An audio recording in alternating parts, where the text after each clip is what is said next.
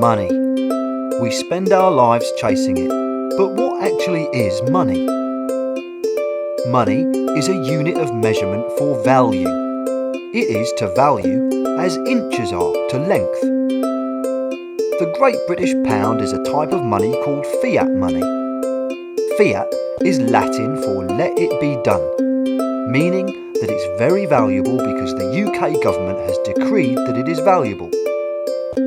This is enforced by the principle that all debts can be repaid with it, and therefore, in order to repay your debts with it, you need to earn it, and thus it is done. But why? Well, central management of resources has historically only worked up to a certain scale. Beyond that scale, money allows for a community to allocate and prioritise the use of its finite resources without central management. In this way, it can be regarded as a vast information network.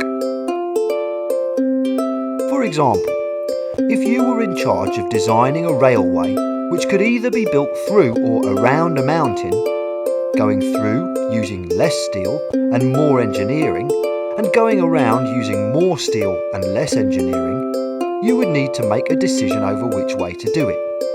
And you don't want to waste either the engineer's time or steel if they could be better used elsewhere in society.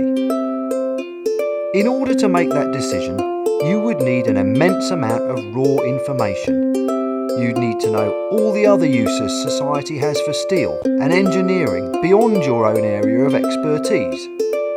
Just as one example, you'd need to know about the benefits of better irrigation on farms which the engineers could design were you not to bother them with your railroad project.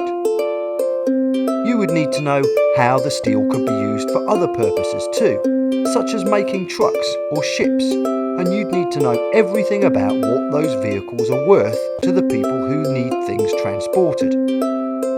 These are just two of literally thousands of uses society has for engineers and steel. In short, you would need to know everything that anyone can know about the use of steel or engineering to make an informed decision. With the information network we call money, this knowledge is abbreviated into a price, and you choose the cheapest. By doing so, you also use the resource which is least useful elsewhere in society, which benefits everyone.